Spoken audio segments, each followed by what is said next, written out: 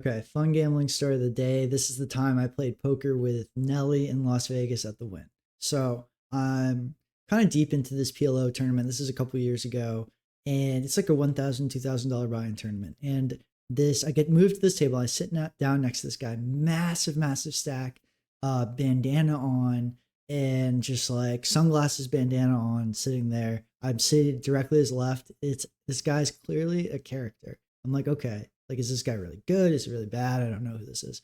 This guy's just starts singing. He's like singing out loud, singing, singing. I'm like, this guy's nuts. And he's playing every single hand. And I'm like, oh my God, I'm going to take all this guy's chips. He's terrible. And he's just absolutely crazy. So we go on dinner break and they come by and they offer to take our orders. So when we are on dinner break, we can actually eat. So this guy goes around the table, gets all of our orders.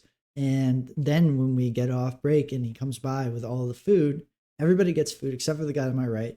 He turns to me, he's like, hey, where'd you get that food? I'm like, what's going on?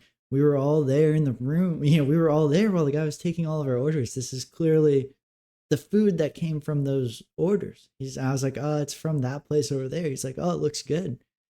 I'm like, yeah, go, sorry that you didn't get any and whatnot. So we get back from break, we're playing. He keeps singing and singing, and I'm like, this guy is just wacko, like out of his mind.